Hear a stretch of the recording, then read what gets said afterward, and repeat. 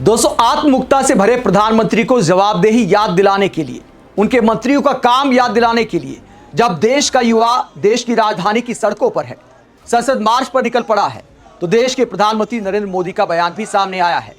आज से संसद के सत्र की शुरुआत हो रही है। मॉनसून सत्र की शुरुआत जब होती है तो देश के प्रधानमंत्री ने संसद भवन से क्या बोला है, जब युवा उनसे हिसाब मांगने आ रहे हैं, उनके मंत्री का इस्तीफा मांगने आ रहे हैं, तो पीएम मोदी क्या कहते हैं, जरा सुनिए। स्वागत है भैया आप सबका। मानसून का भी कुछ लाभ नजर आ रहा है और मानसून सत्र भी प्रारंभ हो रहा है। मानसून हो या मानसून सत्र, अगर दोनों प्रोएक्टिव हो तो बहुत ही प्रोडक्टिव होते हैं,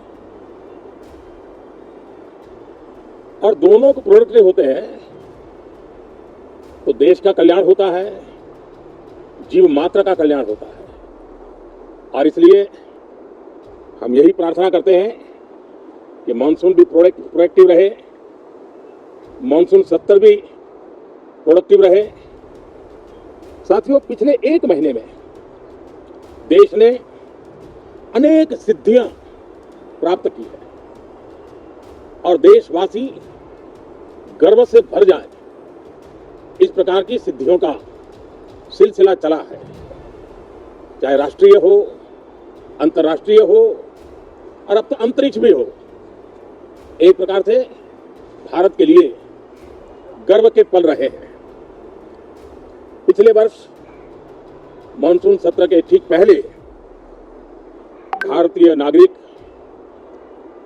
इंटरनेशनल स्पेस स्टेशन पर पहुंचा था, और कल ही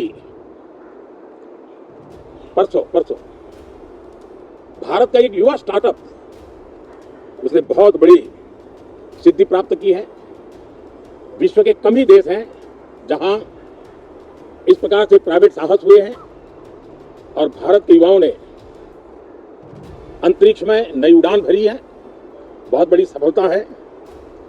और ये जो स्काईरूट स्टार्टअप है, उसमें जो नौजवान काम कर रहे हैं, मुझे बताया गया उनकी पूरी टीम की जो एवरेज एज है वो सिर्फ 28 साल है। ऐसे नौजवानों ने ये काम करके दिखाया है। मैं किसी 56 साल के नौजवान की बात नहीं कर रहा हूं, मैं देश के ये स्टार्टअप ने 28 की एवरेज वाले नौजवानों ने।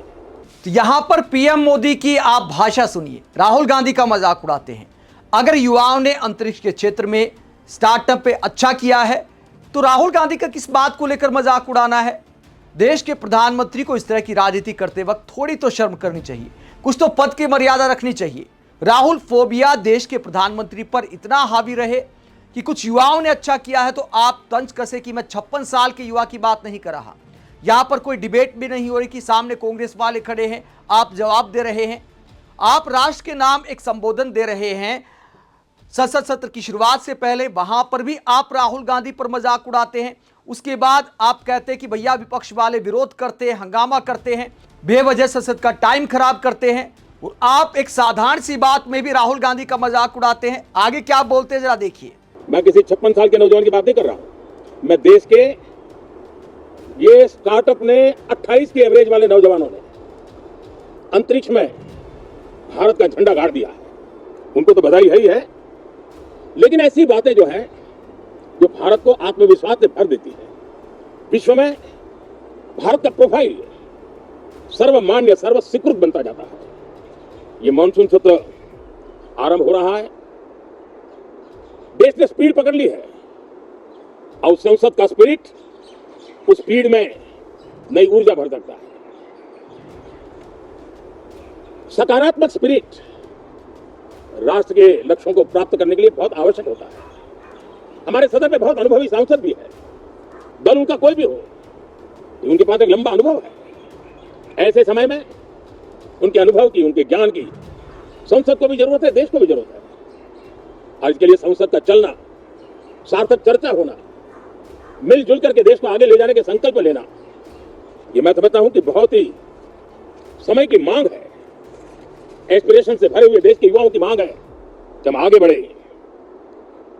आज समय की मांग है कि राष्ट्र निष्ठा से भरे हुए राष्ट्रभक्ति के लिए जी रहे, आवाज को सदन में उचित मंच मिलता रहे, वे अपनी आवाज को बुलंद करें, देश को दिशा दे।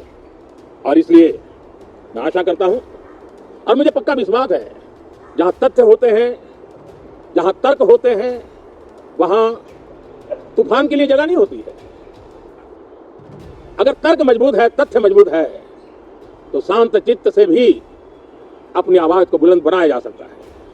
मैं आशा करता हूं तर्क और तथ्य के साथ सदन की चर्चा को समृद्ध किया जाए, हर आवाज को अवसर मिले, हर विचार को सम्मान मिले। ये संसद की हमारी भूमिका है। मैं सभी सांसदों से बढ़ चढ़ करके इस सदन में हिस्सा लेने के लिए निमंत्रित करता हूं। आज सुबह स्पीकर महोदय जी ने भी सोशल मीडिया के माध्यम से देश के सांसदों का स्वागत करने के अपने भाव को व्यक्त किया है। मैं भी उसमें अपना स्वर मिलाता हूं। आप सबका बहुत बहुत धन्यवाद। नमस्कार। तो पीएम मोदी यहां पर बात रखते हैं कि जहां पर तर्क होता है वहां पर तूफान की जगह नहीं होती, और दूसरा इसी भाषण में राहुल गांधी का मजाक उड़ाते हैं। आप सहयोग भी मांगते हैं, आप मजाक भी उड़ाते हैं, और देश के प्रधानमंत्री को क्या ऐसा करना चाहिए। और जो तूफान की बात प्रधानमंत्री ने की, संवाद की बात प्रधानमंत्री ने की, और यह भी कहा कि हर तरह की विचारधारा का सम्मान होना चाहिए, हर किसी की बात सुननी चाहिए। तो दिल्ली की सड़कों पर जो युवा उमड़ पड़े हैं, क्या देश के प्रधानमंत्री को एक लाइन उनके लिए नहीं बोलनी चाहिए थी। पिछले कुछ समय की उपलब्धियां बताई देश के प्रधानमंत्री ने कि देश के कुछ युवाओं ने अंतरिक्ष में झंडे गाड़े, स्टार्टअप में कामयाबी हासिल की। तो उसमें सरकार का आखिरकार क्या सीधा लेना देना है, ये उनकी मेहनत है। इसके अलावा पीएम मोदी ये बताना भूल गए कि देश की राजनीति में बीजेपी ने क्या झंडे गाड़े हैं, और बीजेपी सरकार के मंत्रियों के काम ने क्या झंडे गाड़े हैं। पिछले कुछ समय में कितने पेपर लीक हुए हैं, कितने छात्रों की जान चली गई। देश के प्रधानमंत्री को उसका भी तो ख्याल रखना चाहिए। पिछले वाले संसद के सत्र और इस वाले संसद के सत्र के बीच में कितनी पार्टियां टूट गई, टीएमसी टूट गई, शिवसेना टूट गई, आम आदमी पार्टी टूट गई। तो वो जो खेल खेला जा रहा है लोकतंत्र के साथ, क्या देश के प्रधानमंत्री को उस पर कुछ नहीं बोलना चाहिए। और आज जब देश के युवा संसद मार्च कर रहे हैं, तो संसद के सत्र की शुरुआत से पहले प्रधानमंत्री ने अपने भाषण में उनका जिक्र तक नहीं किया कि आखिरकार वो क्यों मिलने आ रहे हैं मुझसे।